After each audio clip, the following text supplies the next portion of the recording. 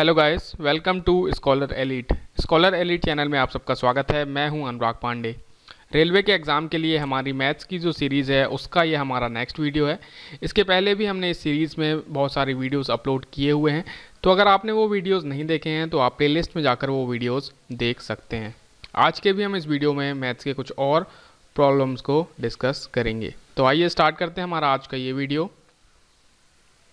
सबसे पहला क्वेश्चन है हमारा, अगर ए और बी के पास अगर कुल मिलाकर 6,300 रुपये हैं और ए का जो 5/19 है वो बी के 2/5 राशि के बराबर है, तो बी के पास कितनी राशि है ये आपको बताना है। यानी कि ए के पास जितनी राशि है उसका 5/19 भाग बराबर है बी के पास जितनी राशि है उसके 2/5 भाग के।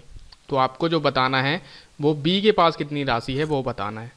तो सबसे पहले हम देख लेते हैं जो टोटल है आपके पास वो है आपके पास 6,300।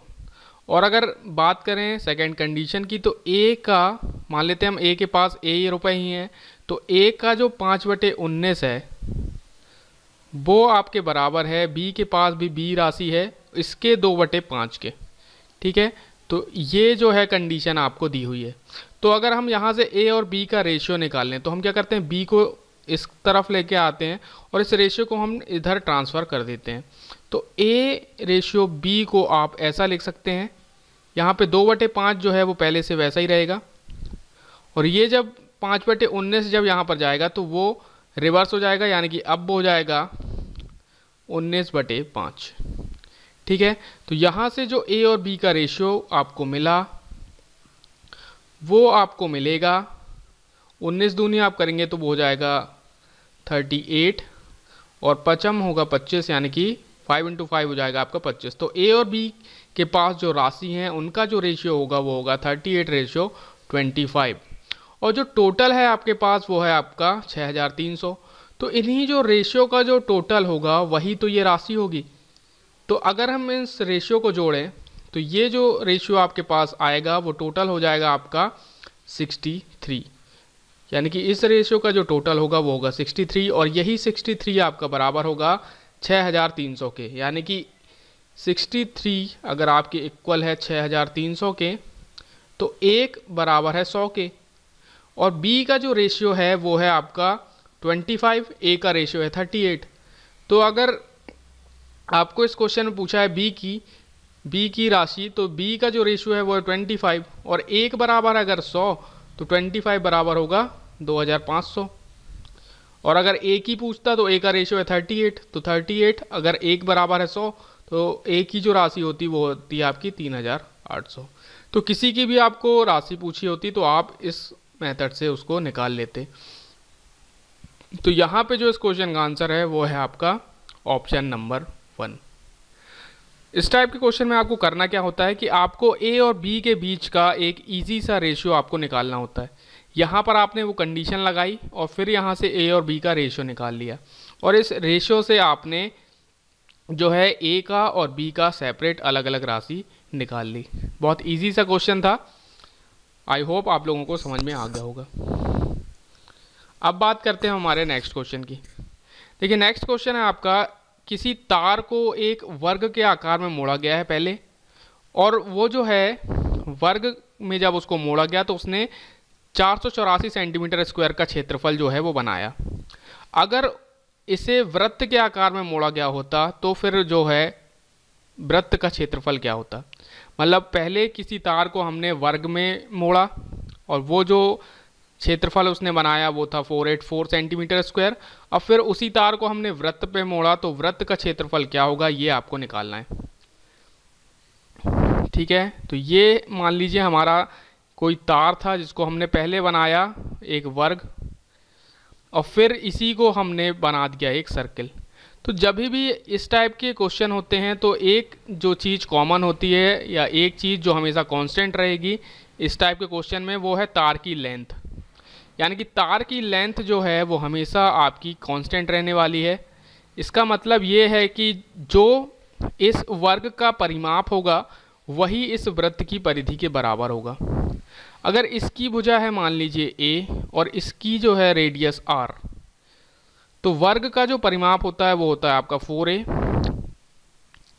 चारों भुजाओं का योग, और वृत्त की जो परिधि होती है या सर्कमफ्रेंस होती है वो आपकी होती है 2πr। और यहाँ पर जब भी एक ही तार से अगर आप दो चीज़ बना रहे हैं तो यहाँ पर 4a जो है वो बराबर होगा आपके 2πr के। तो ये है आपका जो कॉन्सेप्ट अप्लाई होगा इस क्वेश्चन में। तो सबसे पहले हम देखते हैं, हमें दिया हुआ है वर्ग का जो क्षेत्रफल है वो आपको दिया है, यानी कि a स्क्वायर की वैल्यू आपको दी हुई है 484। तो यहाँ से अगर आप a की वैल्यू निकालेंगे तो आप इसका स्क्वायर रूट लेंगे, तो वो जो a की वैल्यू आएगी वो आएगी 22 सेंटीमीटर। अब हमें क्या करना है, परिमाप को, वर्ग के परिमाप को वृत्त की परिधि के इक्वल करना है, यानी कि अब हम यहाँ से निकालेंगे परिमाप इसका। तो परिमाप वर्ग का होता है 4a, तो यहाँ से ये होगा 4 × 22, यानी कि ये हो जाएगा आपका 88। और ये जो 88 है ये है वर्ग का परिमाप, ये बराबर है आपके वृत्त की परिधि के, यानी कि ये बराबर होगा आपके 2πr के। तो यहाँ से हम कॉन्सेप्ट लगा देते हैं, 88 = 2 × 22/7 × r। तो यहाँ पर 22 दूनी होगा 44 और 44 दूनी होगा 88। तो यहाँ से जो r की वैल्यू आएगी वो आएगी आपकी 14। अब आपको पूछा है कि ये जो वृत्त बना है उसका क्षेत्रफल कितना होगा। तो वृत्त का जो क्षेत्रफल होता है वो होता है आपका πr²। r की वैल्यू हमारे पास आई 14, पाई की हम वैल्यू रखेंगे 22/7 × 14 ऑफ होल स्क्वायर। तो यहाँ से आप करेंगे 22/7 × 14 × 14। तो 2 7 7 दूनी आप 14 काटेंगे, तो यहाँ पर जो वैल्यू आएगी वो आएगी 44 × 14। और आप जब इसको सॉल्व करेंगे तो ये जो वैल्यू आएगी हम गुणा करके देख लेते हैं, 44 × 14, 400 को 16 और 400 को 16 17, और फिर ये आप रखेंगे यहाँ 44, तो यहाँ पर जो वैल्यू आएगी वो आएगी आपकी 616। आई होप आपको ये क्वेश्चन समझ में आ गया होगा। तो ये इसका क्वेश्चन का जो आंसर है वो है ऑप्शन नंबर बी।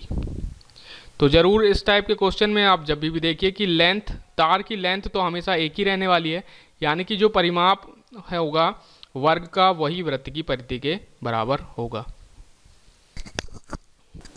अब बात करते हैं हमारे नेक्स्ट क्वेश्चन की। देखिए नेक्स्ट क्वेश्चन है आपका, यदि 40 वस्तुओं का विक्रय मूल्य 50 वस्तुओं के क्रय मूल्य के बराबर है तो आपको बताना है लाभ या हानि कितने प्रतिशत है। यानी कि इस केस में आपको लाभ और हानि का परसेंटेज निकालना है अगर आपको 40 वस्तुओं का विक्रय मूल्य 50 वस्तुओं के क्रय मूल्य के बराबर है।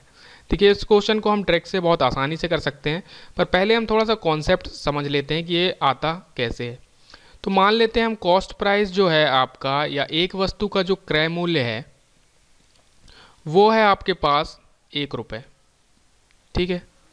तो 40 वस्तुओं का, यानी कि कॉस्ट प्राइस ऑफ 40 आर्टिकल, 40 वस्तुओं का क्रय मूल्य कितना होगा आपके पास, वो आपके पास हो जाएगा 40 रुपीज़। ऐसे ही अगर कॉस्ट प्राइस निकालें आप 50 आर्टिकल का, 50 आर्टिकल का जो कॉस्ट प्राइस आएगा या 50 वस्तुओं का जो क्रय मूल्य आएगा वो आपके पास आएगा 50 रुपये, ठीक है। यानी कि एक का है अगर 1 रुपये क्रय मूल्य, तो 40 का होगा 40 रुपये और 50 का होगा 50 रुपये। अब आपको दिया हुआ है 40 वस्तुओं का विक्रय मूल्य जो है वो 50 वस्तुओं के क्रय मूल्य के बराबर है, यानी कि सेलिंग प्राइस ऑफ 40 आर्टिकल जो है वो आपके बराबर है कॉस्ट प्राइस ऑफ 50 आर्टिकल, ठीक है।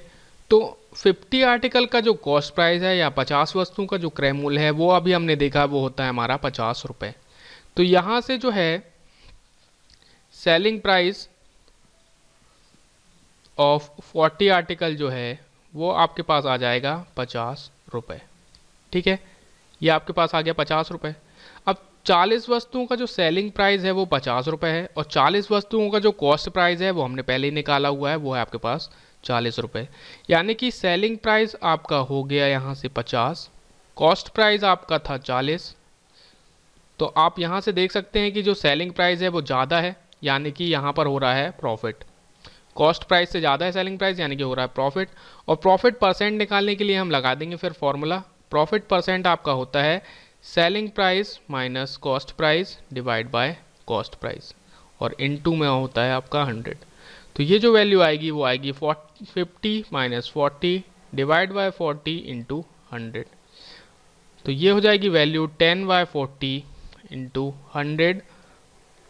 0 से 0 कटेगा, 4 से आप काटेंगे 100 को, तो ये कटेगा आपका 25% ऑफ प्रॉफिट आपको मिलेगा इस केस में, जो कि है आपका ऑप्शन नंबर 1। तो आई होप आपको ये कॉन्सेप्ट समझ में आ गया होगा। इस क्वेश्चन को ट्रिक से करने के लिए आप जब भी देखिए कि 40 वस्तुओं का जो है कॉस्ट प्राइस, 40 वस्तुओं का जो सेलिंग प्राइस है, यानी कि सेलिंग प्राइस ऑफ 40 आर्टिकल है वो बराबर है कॉस्ट प्राइस ऑफ 50 आर्टिकल के। तो आप क्या करिए, बस इन दोनों का निकाल लीजिए डिफरेंस, जो कि आएगा 10, और डिवाइड कीजिए हमेशा आप सेलिंग प्राइस से। जो भी चीज़ आप बेच रहे हैं उससे आप डिवाइड करेंगे और फिर आप कर देंगे इंटू 100 का, तो आपके पास डायरेक्ट वैल्यू जो आ जाएगी वो आ जाएगी प्रॉफिट की। आई होप आपको ये क्वेश्चन समझ में आ गया होगा। आप इसको डायरेक्ट भी इस मेथड से कर सकते हैं, और कॉन्सेप्ट आपको, मुझे अब उम्मीद है अब समझ में आ गया होगा कि कैसे इसको निकालते हैं और ये कैसे कॉन्सेप्ट बनता है। अब बात करते हैं हमारे नेक्स्ट क्वेश्चन की। देखिए नेक्स्ट क्वेश्चन है आपको दी हुई है वैल्यू 4r इक्वल टू है h plus root r square plus h square, और आपको निकालनी है वैल्यू r रेशियो h की। तो सबसे पहले हम देख लेते हैं हमें दिया क्या है। 4r इक्वल टू है आपका h plus root r square plus h square. तो हम सबसे पहले क्या करते हैं, इस h को जो है वो यहाँ पर ट्रांसफ़र कर देते हैं। तो यहाँ पर हम इसको ऐसे लिख सकते हैं 4r minus h equal to root r square plus h square. देखिए जब भी इस टाइप के हम क्वेश्चन को सॉल्व करते हैं तो हम सबसे पहले ये चीज़ अवॉइड करते हैं कि रूट ना हो, यानी कि रूट को हम कैसे भी करके हटा दें, हमारी ये अप्रोच होती है। तो अगर आपको इस रूट को हटाना है तो आप क्या करेंगे, आप दोनों पक्षों का स्क्वायर कर देंगे। तो यहाँ पर अगर हम करें 4r minus h square equal to, यहाँ पर इसको जब स्क्वायर करेंगे तो रूट कट जाएगा, तो यहाँ पर बचेगा r square plus h square. अब यहाँ पर हम a minus b of whole square का फॉर्मूला लगाएंगे, तो ये हो जाएगा a स्क्वायर यानी कि 16r square plus B square यानी कि प्लस एच स्क्वायर, और यहाँ माइनस 2ab यानी कि minus 8rh equal to r square plus h square. अब यहाँ से हम देखते हैं प्लस एच स्क्वायर यहाँ पर भी है, प्लस एच स्क्वायर यहाँ पर भी है, जो कि आपस में कट जाएंगे। यहाँ पर है 1r स्क्वायर, यहाँ पर है 16r स्क्वायर, तो ये यहाँ पर जब जाएगा तो वो हो जाएगा माइनस, तो यहाँ पर 15r स्क्वायर हो जाएगा, और यहाँ पर है माइनस 8rh। आप इसको इधर लेके आएंगे तो वो हो जाएगा प्लस 8rh। अब हम क्या करते हैं, यहाँ पर है r स्क्वायर, तो यहाँ से एक r कट जाएगा, आपके पास जो वैल्यू बची वो आई 15r इक्वल टू 8h, और r रेशियो h अगर आपको निकालना है तो वो आपके पास आएगा 8:15। तो यही आपको इस क्वेश्चन में निकालना था, और इस क्वेश्चन का जो आंसर हो गया वो हो गया आपका ऑप्शन नंबर 3। आई होप आपको ये अप्रोच समझ में आ गई होगी। सबसे पहले तो हम देख लेते हैं कि हमें इस रूट को हटाना है, और यहाँ से हम देख लेते हैं कि एक आर स्क्वायर और एच स्क्वायर की टर्म है, तो उसके लिए भी अगर हमें आर स्क्वायर या एच स्क्वायर टर्म बनाना है तो उसके लिए हमें स्क्वायर करना पड़ेगा। तो ऐसे आप क्वेश्चन को देखकर जो है थोड़ा अंदाज़ा लगा सकते हैं कि हमें किस अप्रोच से जाना है। अब बात करते हैं हमारे नेक्स्ट क्वेश्चन की। देखिए नेक्स्ट क्वेश्चन है आपको दी हुई है value sine a plus sine square a equal to 1, और आपको निकालनी है value cos square a plus cos power 4a की। तो सबसे पहले हम देख लेते हैं हमें दिया क्या हुआ है। Sine a plus sine square a की जो वैल्यू है वो आपको दी हुई है 1। अब अगर आप यहाँ से साइन a की वैल्यू निकालें तो आप इस साइन स्क्वायर को यहाँ ट्रांसफ़र कर दीजिए, तो ये जो वैल्यू आएगी 1 माइनस साइन स्क्वायर a हो जाएगी, और 1 माइनस साइन स्क्वायर थीटा आपका होता है कॉस स्क्वायर थीटा। तो साइन a की जो वैल्यू आई वो आई आपके पास कॉस स्क्वायर a। ठीक है, ये आपके पास जो है वो value I cos square a की। अब आपको वैल्यू निकालनी है cos square a plus cos power 4a की। तो कॉस स्क्वायर की जो वैल्यू है वो है साइन, तो यहाँ पर हम लिख देते हैं साइन a। और इस कॉस पावर 4 को जो है इसको आप cos square a of whole square लिख सकते हैं, ठीक है। तो ये कॉस पावर 4a हो जाएगा। तो यहाँ से जो साइन a प्लस फिर से ये कॉस स्क्वायर a बन गया, यानी कि इसकी जो वैल्यू है वो साइन a है। तो यहाँ पर फिर से आप साइन a रख देंगे, तो ये साइन स्क्वायर a हो जाएगा। अब फिर से आपने क्या देखा, ये यही टर्म बन गई, यही इक्वेशन बन गई आपके पास, sine a plus sine square a, और इसकी जो वैल्यू थी वो आपके पास 1 दी हुई थी। तो इस क्वेश्चन का जो आंसर हो गया वो हो गया आपका ऑप्शन नंबर 1। आई होप आपको ये क्वेश्चन जो है समझ में आ गया होगा।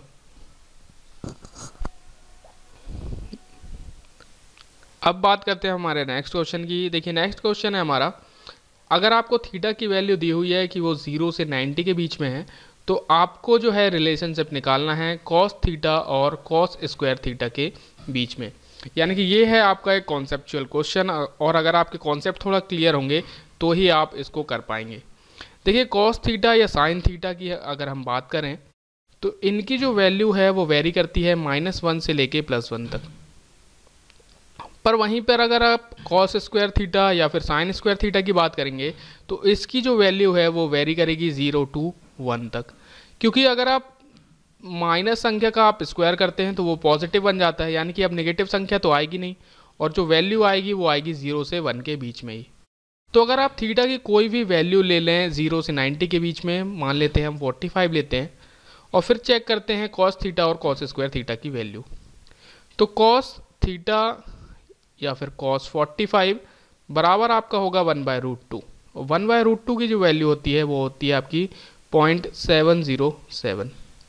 पर वहीं पर अगर बात करें कॉस स्क्वायर थीटा यानी कि कॉस स्क्वायर 45 की, तो वो आपकी होगी 1/2, क्योंकि आप स्क्वायर करेंगे इसका, तो ये जो वैल्यू आती है वो आती है 0.5।